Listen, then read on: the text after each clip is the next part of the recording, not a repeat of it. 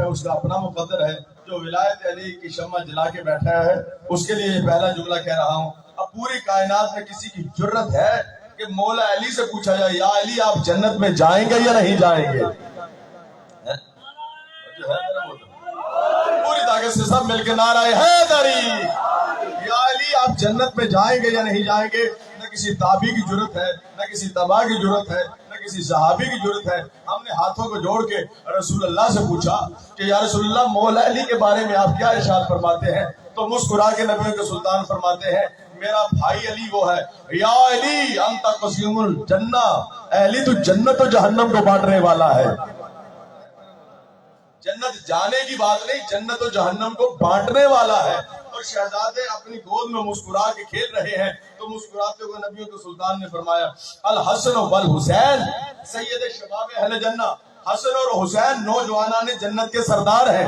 اب میرے محترم سامعین گرامی قدر، چاہے آدم جنت میں جائے یا عیسیٰ جائے، سردار حسنین ہو. جس کے بیٹے نوجوانان جنت کے سردار ہو. اور آگے فرمایا وَأَبُوهُمَا خَيْرٌ مِّنْهُمَا، حسنین سے بھی کوئی افضل ہے تو وہی تو علی کہلاتا ہے. وہی میرے مولا کائنات علی ابن ابی طالب ہے. اب میرے محترم سامعین گرامی قدر، یہ وہ آستانہ ہے، یہ وہ دروازہ ہے جہاں حقیقتاً تبلیغ کا راستہ کھلتا ہے اور یہاں ہی حقیقتاً دین رسول اللہ ہمیں میسر آتا ہے. خدا کی قسم اگر کوئی بھٹکا ہوا ہوتا ہے تو آج بھی حسین کی یہ سفینہ نجات کھڑی ہوئی ہے، بھٹکے ہوا کو کہہ رہی ہے آؤ، یہ مجلس نہیں یہ کشتی نجات ہے. بولو یار میرے محترم سامعین گرامی، مرشد آپ سے دعا لیتے ہوئے مامون کے دربار میں 8ویں شہنشاہ تشریف لائے اور میرے مولا علی ابن موسیٰ رضا سے پوچھا گیا کہ رسول اللہ کی یہ حدیث ہے یا علی انت قسیم النار والجنہ، اے علی تو جنت اور جہنم کو بانٹنے والا ہے. وہ مامون کہتا ہے میری سمجھ میں نہیں آیا. تو مسکرا کے میرے مولا نے فرمایا یہ بھی کوئی مشکل بات ہے، نبیوں کے سلطان کی یہ بھی تو حدیث ہے علی تجھ سے جو محبت کرے گا وہ مومن ہوگا اور جو تجھ سے منافقت کرے گا وہ منافق ہوگا، جو بغض رکھے گا وہ منافق ہوگا. مسکرا کے میرے مولا نے فرمایا جنت اور جہنم کی تقسیم تو ہو گئی، مومن جنت میں جائے گا، منافق جہنم میں جائے گا. اور میرے مولا کے چاہنے والا ابو سلط حربی وہی کھڑا تھا. اس نے کہا مولا کیسے آپ نے اس ملعون کو جواب دیا اور حدیث مولا کائنات کی افضلیت ثابت کی؟ تو مسکرا کے میرے مولا نے فرمایا یہ اس کے لیے جواب تھا، تمہارے لیے جواب کچھ اور ہے. مولا میرے لیے جواب کیا ہے؟ اب سنو گے جواب مولا نے جو اپنے چاہنے والے اور ملکوں کے لیے جواب دیا. فرمایا میرا بابا علی ابن ابی طالب جنت و جہنم کے کنارے پر کھڑا ہو جائے گا اور مسکرا کے فرمائے گا ھذا لی و ھذا لک، ھذا لی و ھذا لک، یہ تیرا ہے یہ میرا ہے، یہ میرا ہے یہ تیرا ہے. جو ایک لمحے کے لیے جنت کی ٹکٹیں عطا کر دے اسے علی ابن ابی طالب کہتے. انشاءاللہ جاگیں گے مولا کے کرم سے. ایک مولا کے چاہنے والے کی پوری توجہ جب سمٹ جائے گی میری طرف اور وہاں سے میں موضوع کا بلا فصل ابتدا کر دوں گا. میرے محترم سامعین گرامی قدر، مرشدزادے اگر کسی بندے نے کراچی جانا ہو یا لاہور جانا ہو، اس کے پاس ٹکٹ ہو ٹرین کی ایک وہ ہوتا ہے جو رئیس ہوتا ہے آدمی جس کے پاس پیسے بھی ہوں گے سارا کچھ ہوگا، اور ایک وہ ہے جو مزدور ہے، ٹکٹ وہ بھی لیتا ہے ٹکٹ وہ بھی لیتا ہے، لیکن دونوں کے جانوں میں فرق ہے. ایک جاتا ہے انجوائے کرتے ہوئے، کھاتا پیتا جاتا ہے، پیسے اس کے پاس ہوتے ہیں، جو چاہتا ہے راستے میں خرید لیتا ہے، وہ خریدتے خریدتے اپنی منزل پر جاتا ہے نا. جو مزدور ہوتا ہے جس کے پاس ٹکٹ ہوتی ہے کیا وہ بھی منزل پر جاتا ہے یا نہیں جاتا؟ بولو جاتا. بے شک وہ منہ بند کر کے جائے، کچھ کھائے یا نہ پیے، اسے ریلوے کا وزیر بھی اتار نہیں سکتا. بولو کیونکہ ٹکٹ اس کے پاس ہے. اب میرے محترم سامعین گرامی قدر، نبیوں کے سلطان نے فرمایا حب علی جواز الجنہ، علی کی محبت جنت کی ٹکٹ ہے. جس کے پاس ولایت علی ہوگی بے شک نامہ اعمال میں جتنے گناہ ہیں جائے گا ضرور جنت میں.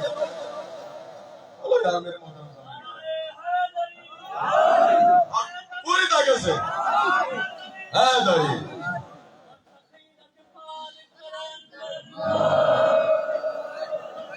سب مل کے مولا بادشاہ.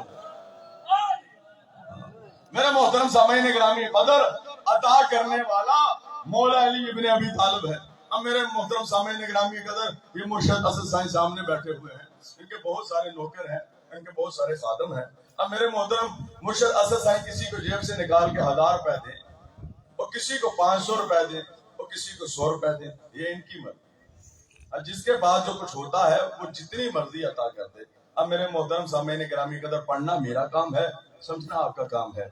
जो मालिक होता है, जो मालिक होता है वो किसी को एक आंसू के एवज जन्नत दे दे।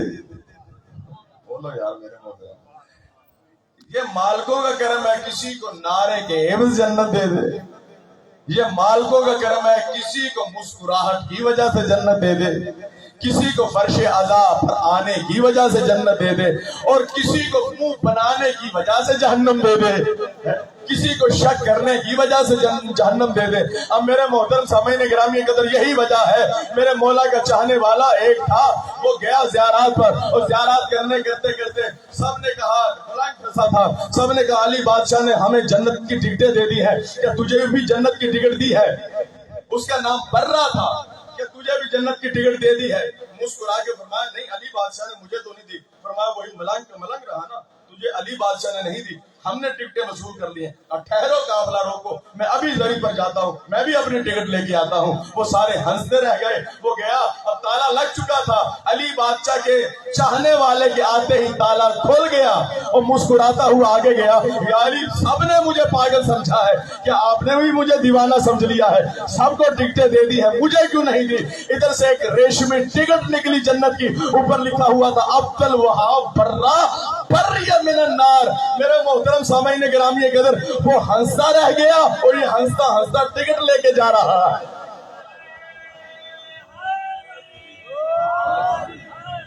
पूरी ताकत से मिल के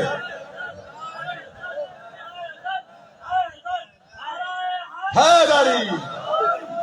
अब मेरे मोहतरम सामईन ग्रामी कदर, पूरी कायनात आदम आलम में ये वो मौला है जिसे इंसान जितना झुकेगा उतना पा जाएगा। हाँ, हम अपनी समझ में कुछ भी नहीं समझ सकते। मुर्शिदाज़े चूंटी जो है, चूंटी, उसमें भी दिमाग होता है। बेशक जितना भी है वो भी अल्लाह की मखलूक है, हम भी अल्लाह की मखलूक हैं। वो ये समझती है जैसे मेरे 2 सींग हैं वैसे अल्लाह के 2 सींग हैं। यानी वो अपनी अक्ल के मुताबिक समझती है, ना उसे ये पता है कि वो सींग वाला है या क्या है। हम भी जब भी अपने मौला को अक्ल के मुताबिक समझेंगे, वहीं से जहालत शुरू हो जाएगी। तो जो है मेरे मोहतरम साहब, इसके दरवाजे पर सजदा रेज हो रहा जाए। अब दुनिया एतराज करती है जन्नत में कैसे चले जाएंगे। अल्लामा हिल्ली हमारे मजहब के बहुत बड़े आलिम दीन हुए, एक दफा दुरूद पढ़े मोहम्मद वाले। मुर्शिदाज़े, ये वो हिल्ली है जिसकी वजह से ईरान में शीयत फैली है। कैसे शीयत फैली है, फिर मैं इसका वाक्य सुनाता हूँ। एक दफा सब मिलकर आवाज बुलंद दुरूद।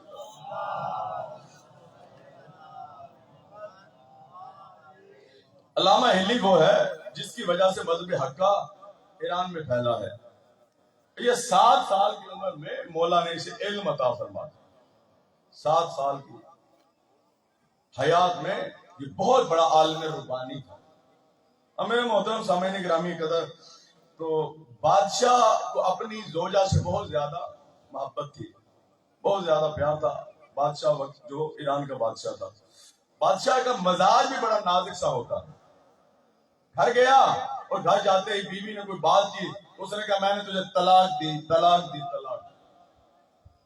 वहां वापस आया, थोड़ी देर बाद फिर गया, उसने पर्दा कर लिया। उसने कहा अब मैं तुझ पर हराम हो चुकी हूं, ना महरम हो चुकी हूं, तूने मुझे तलाक दे दी है। तो जो है मेरे मोहतरम, मौलवियों को बुलाया गया, अपने मसलक के उलमा को बुलाया गया। बुलाने के बाद कहा बताइए कि इसका हल क्या है। अब मेरे मोहतरम 4 इमामों के, क्योंकि मानने वाला था, उनके मसलों के उलमा को बुलाया। हल क्या है, पूरी तवज्जो चाहता हूं। जो उनके मसलक में हल था वही उन्होंने बयान किया। का हल क्या है, कि पहले इद्दत पूरी करेगी, इद्दत के बाद हलाला होगा, और उसके बाद फिर तलाक होगी, फिर इद्दत होगी, फिर तू उसके साथ शादी कर सकेगा। وہ ایک لمحہ برداشت نہیں کر سکتا، پھر طلاق، پھر عدت ہو، پھر اس کے بعد نیا مرد، پھر وہ طلاق، پھر یہ عجیب و غریب معاملے پر پھنس گیا۔ اب میرے محترم سامعین گرامی قدر، علماء سے کہا شریعت میں کچھ گنجائش نکالو۔ انہوں نے کہا شریعت تو یہی ہے، ہم گنجائش کیسے نکالیں؟ توجہ ہے میرے محترم، ہم گنجائش کیسے نکالیں؟ شریعت وہی ہے۔ اب میرے محترم جو وزیر تھا وہ مولا علی کا چاہنے والا تھا، بولو یار میرے محترم، مولا علی کا چاہنے والا تھا۔ فرمایا یہ خود مشکلوں میں پھنسے ہوئے ہیں، یہ ہلاک ہونے والوں کو مانتے ہیں، کیوں نہ اس کے دروازے پر جا جو مشکل کشائے کائنات ہے، جو مولا کائنات ہے، جو ید اللہ ہے، جو عین اللہ ہے، جو حزب اللہ ہے، جو اللہ کا ولی ہے، نصیری کا خدا علی ہے۔ ایسے عالم میں میرے محترم سامعین گرامی قدر، اس نے کہا پھر کیا کیا جائے؟ کہا نجف اشرف میں مذہب حقہ کے عالم رہتے ہیں، کسی کو بلایا جائے اور مسئلہ حل کروایا جائے۔ اب میرے محترم سامعین گرامی قدر، اس نے وفد بھیجا تو علامہ ہلی کا والد بزرگوار اس وقت سب سے بڑا عالم تھا جس کا نام تھا ہلی اول۔ ہلی اول نے کہا ہمیشہ پیاسا کنویں کی طرف آتا ہے، نہ کہ کنواں پیاسے کی طرف جاتا ہے۔ اگر بادشاہ کو ضرورت ہے تو میرے پاس چل کے آئے، ہم درباری ملا نہیں ہے کہ دربار والوں کے پاس چل کے جائیں۔ بولو یار، ہم ان کے پاس چل کے نہیں جاتے۔ ہم میرے محترم سامعین گرامی قدر، علامہ ہلی کی جو حیات تھی، جو سن تھا، وہ 7 برس تک تھا۔ اس نے اپنے بابا کے آگے ہاتھ جوڑ کے کہا، جیسے جملہ سمجھنا، بہت بڑا جملہ ہے، مرشد جملے کی دعا لوں گا، جیسے مولا علی ہلاکت سے بچانے کے لیے دربار میں چلے جاتے تھے، ویسے مجھے بھی بھیج دیجئے تاکہ میں جاؤں اور مسئلہ حل کر کے آؤں۔ اور جو ہے میرے محترم علامہ ہلی اس وفد کے پاس آیا تو مولویوں نے کہا کہ کتنا بڑا عالم ہے، داڑھی بہت بڑی ہوگی، بہت بڑا امامہ ہوگا، کافی لمبی عمر والا ہوگا۔ تو جب انہیں بتایا گیا وہ 7 سال کا بچہ، کیا 7 سال کا بچہ ہے، تو انہوں نے جتنی کرسیاں تھی وہ ساری کی ساری سنبھالی۔ کرسیاں سنبھالی تو علامہ ہلی نے دربار میں دیکھا کوئی جگہ خالی نہیں، بادشاہ کا تخت خالی پڑا، اپنی جوتی کو بغل میں رکھا اور سیدھا جا کے تخت پر بیٹھ گیا۔ اور جو ہے تخت پر سیدھا جا کے بیٹھ گیا تو بادشاہ نکلا، اس نے کہا کہ عالم کہاں ہے؟ دیکھا وہ اس کے تخت پر بیٹھا ہے، مسکرا کے کہا عالم کی شان ہی یہی ہے کہ وہ تخت پر بیٹھا ہے۔ اور جو ہے دوسرا تخت لایا جائے، دوسرا تخت لایا گیا تو بادشاہ سامنے بیٹھا ہے، جوتی علامہ ہلی کی بغل میں تھی۔ اس نے کہا مسئلہ بعد میں پوچھوں گا، پہلے بتائیے جوتی تو نے کیوں رکھی ہے؟ اس نے کہا اس لیے رکھی ہے بادشاہ میری جوتی چوری نہ ہو جائے، میری جوتی چوری نہ ہو جائے۔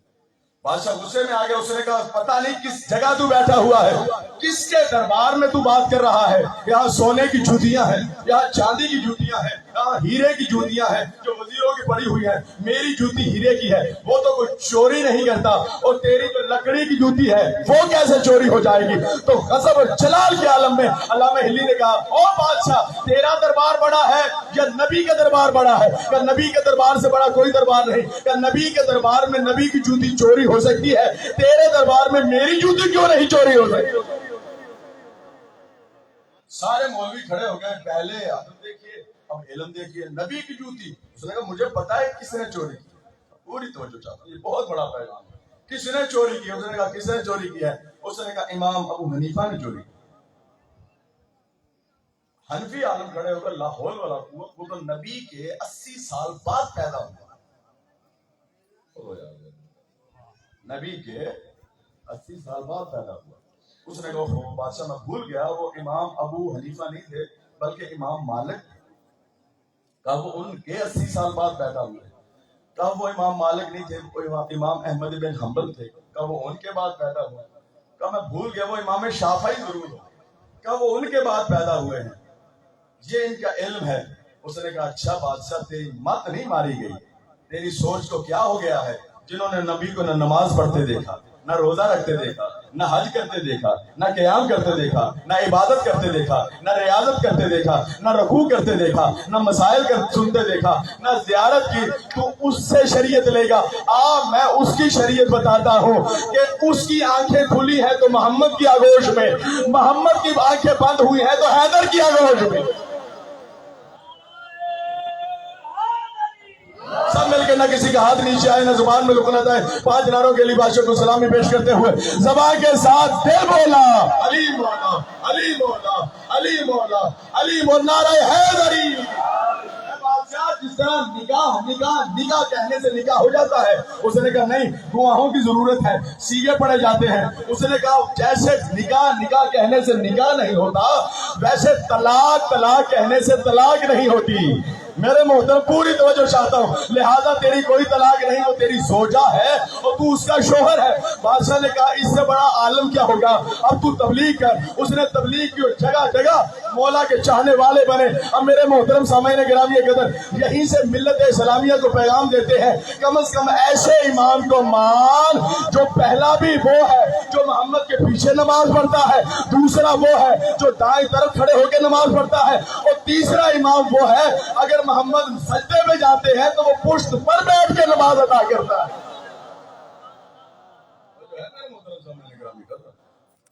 وہی علامہ ہلی کا واقعہ ہے.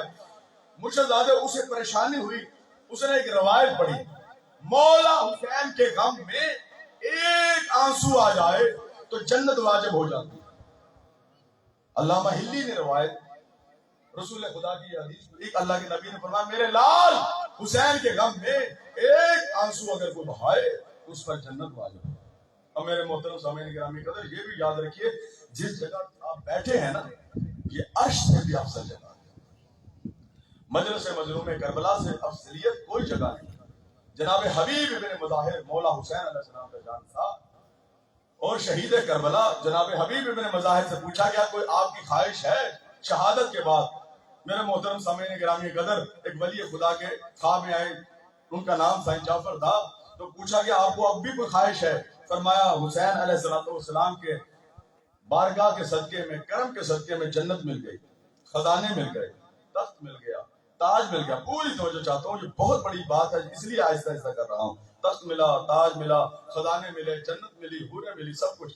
اب بھی کوئی خواہش ہے؟ کہتا ہے ہاں. کہا کیا خواہش ہے؟ کہ میں دوبارہ دنیا میں جاؤں، صفِ عذاب بچھاؤں، مولا حسین کی مجلس کرواؤں. یہ ہے مجلس نظر. اور یہ جس جگہ آپ آ کے بیٹھے ہیں عام جگہ نہیں ہے.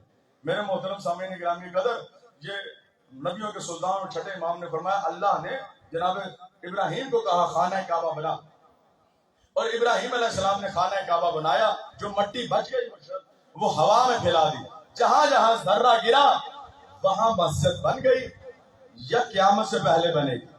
پھر فرمایا جہاں مولا حسین کا خون اطہر گرا، جہاں جہاں قطرہ گرا وہ اللہ نے جبرائیل کے ذریعے پھیلایا ہوا میں، جہاں جہاں قطرہ گرا یا گرے گا وہاں امام بارگاہ بن چکی ہے یا بنے گی. اس لیے جو یہاں آتا ہے وہ ایسے سمجھے باہر نکل کے کہ میں زائر حسین علیہ السلام ہوں. درود پڑھے مولا حسین.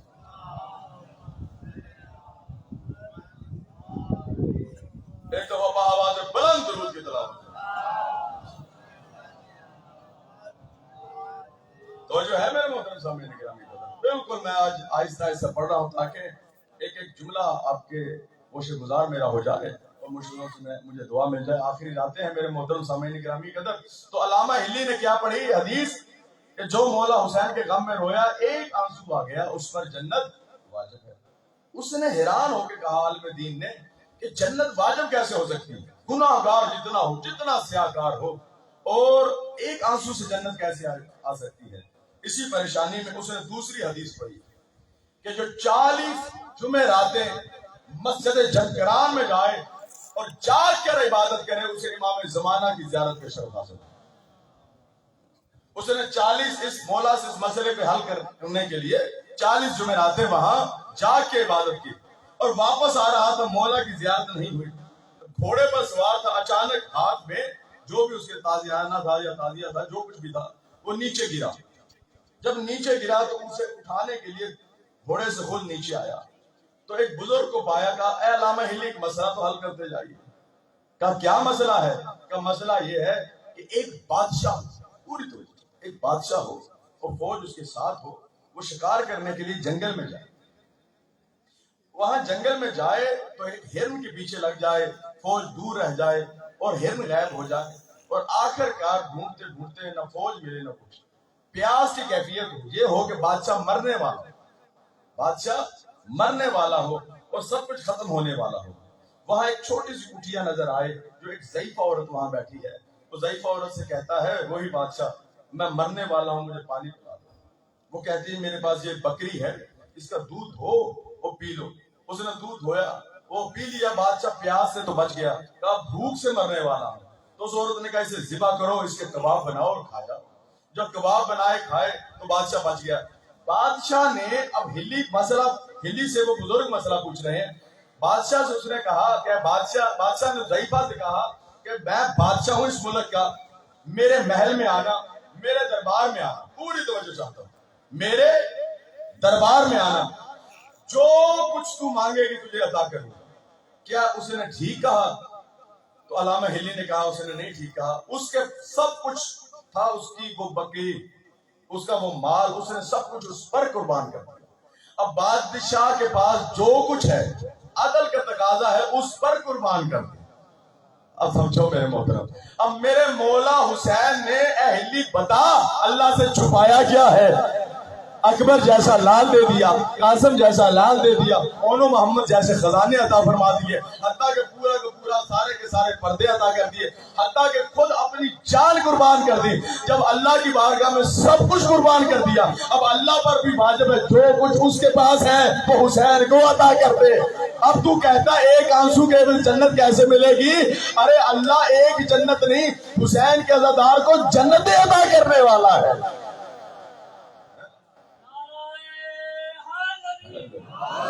وہ جو ہے میرے محترم سامنے گرامی قدر، یہ میرے مولا حسین علیہ السلام کے عزادار کو یہ خزانے عطا ہے۔ وہ پوری توجہ چاہتا ہوں خدا کے، میرے مولا حسین علیہ السلام نے اپنے لالوں کو بچایا ہے، کسی بچے کو بچایا ہے نہیں، سب کچھ اس کی بارگاہ میں قربان کر دیا ہے۔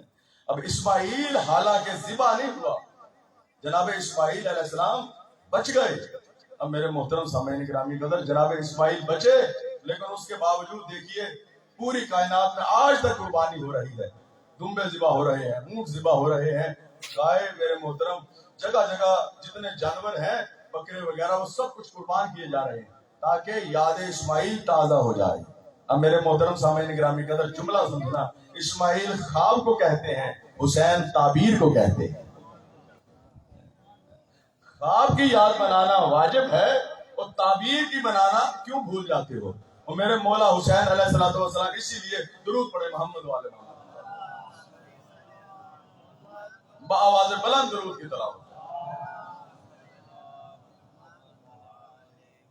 اور میرے محترم سامعین گرامی قدر، میرے مولا حسین علیہ السلام وہ ہیں کہ جس کے جانور نے بھی وفا کی،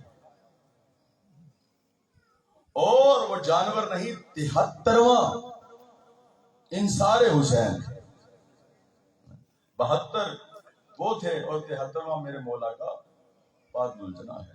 میرے محترم سامعین گرامی قدر، پوری کائنات آدم و عالم میں یہ وہ خانوادہ ہے، یہ وہ خاندان ہے کہ جس سے جو بھی نسبت پاتا جائے گا وہ صاحب عزت اور صاحب کرامت ہوتا جائے گا۔ یہ پوری کائنات آدم و عالم کے مشکل کشا ہیں۔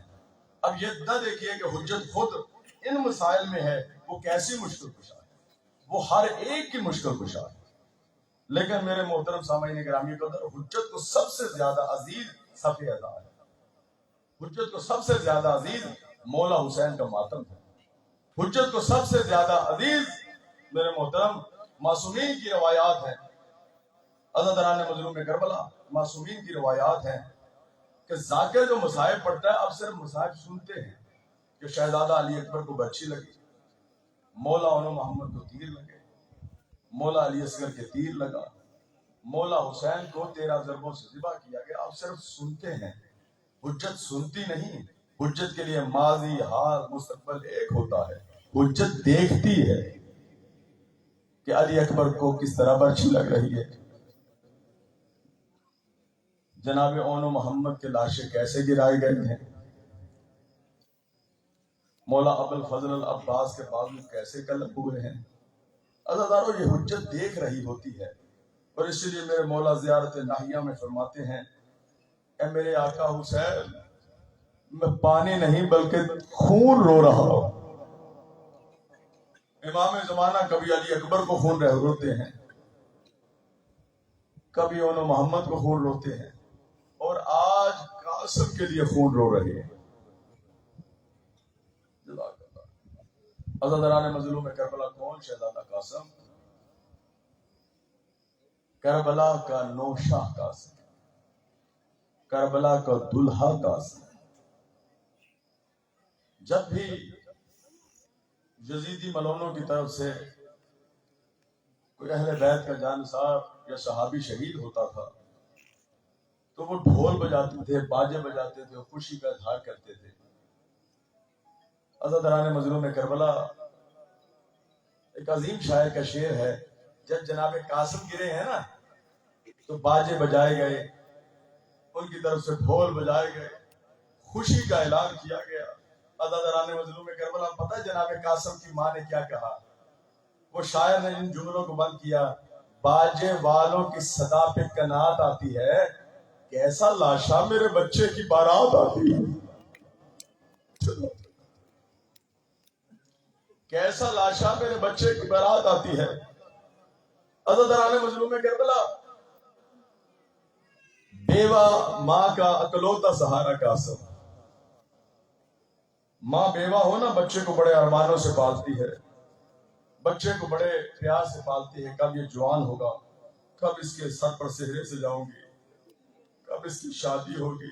چلا کرتا.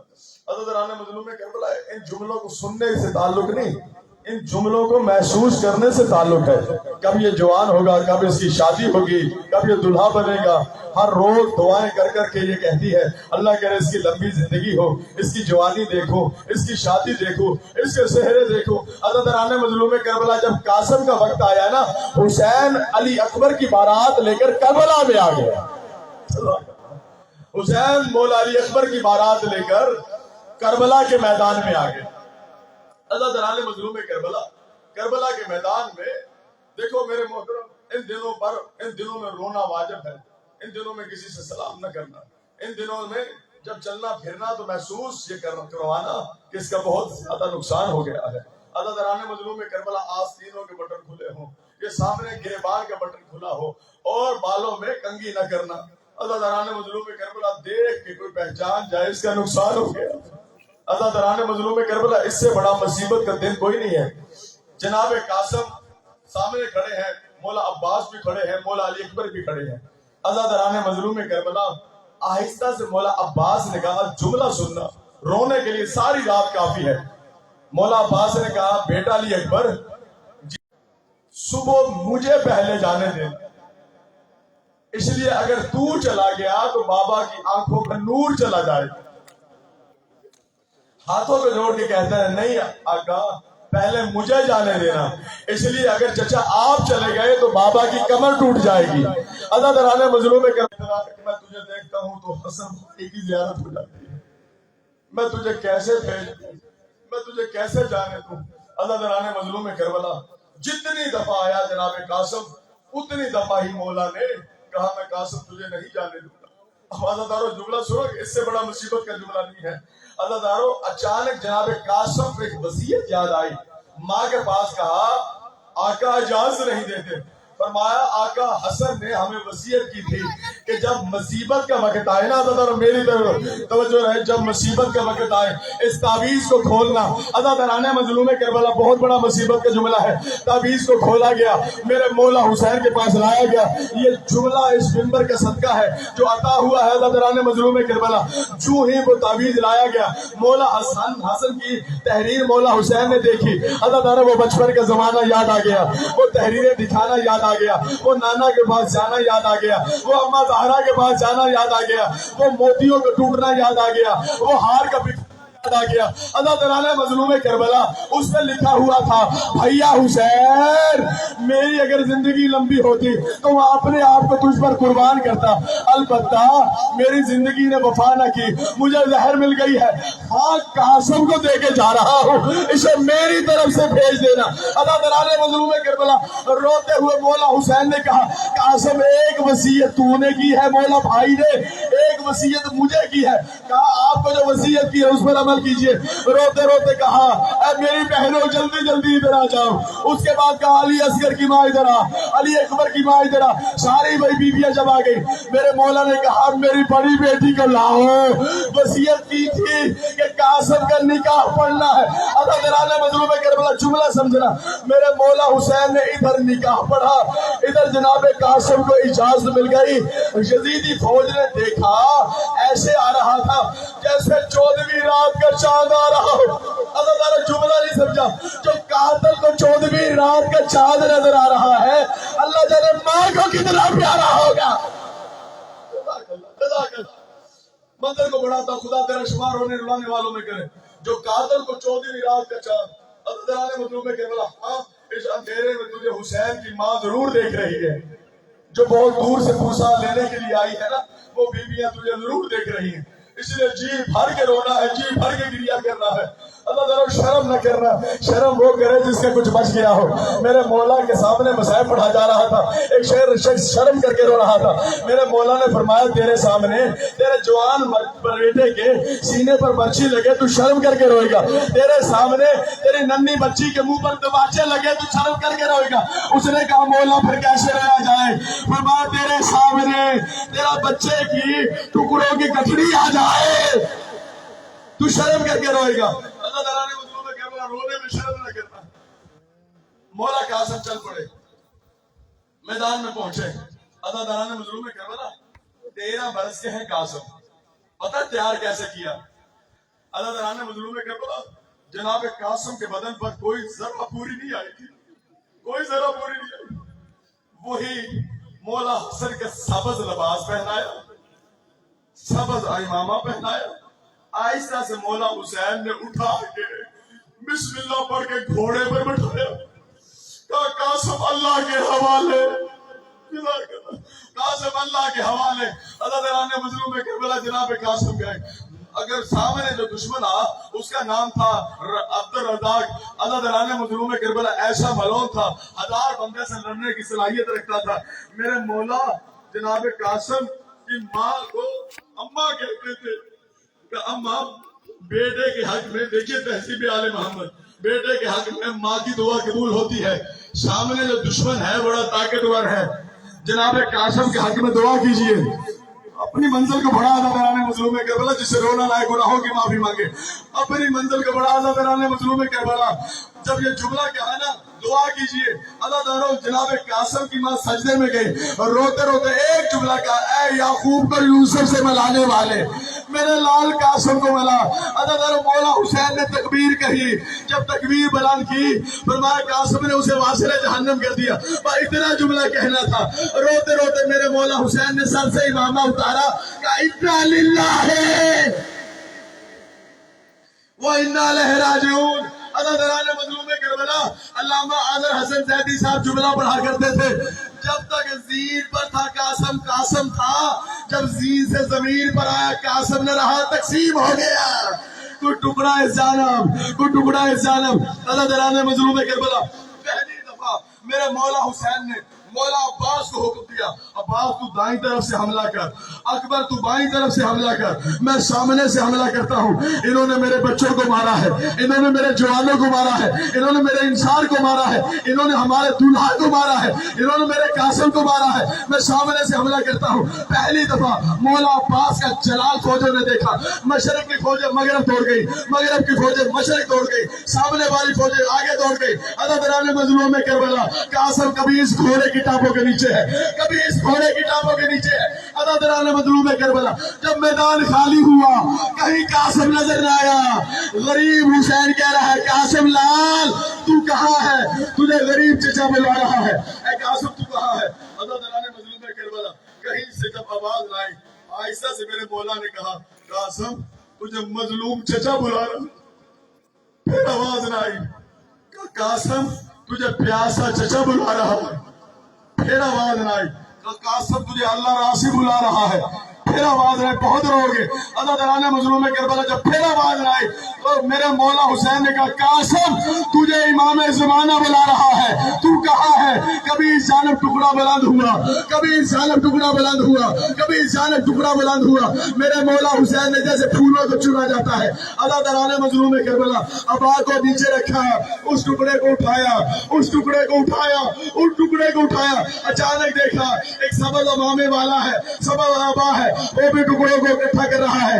रोते रोते मौला हुसैन ने कहा, बेटा तो मुझ गरीब का है, आप कौन है जो इकट्ठा कर रहे हैं? फरमाया पहचान, मदद करने के लिए भैया आ गया है, मैं हसन मुश्तबा आ गया हूँ। अल्लाह तआला ने मजलूम करबला गठड़ी को बुलाया, गरीब खैमे में आए, जनाब कासिम की माँ को बुलाया। जनाब कासिम की माँ ने देखा मेरा लाल कहीं नजर नहीं आ रहा। अल्लाह तआला ने कासिम ने जैसी वफा की है किसी में वफा नहीं की। रोते रोते बीवी ने कहा, ये गठड़ी रही है, मैं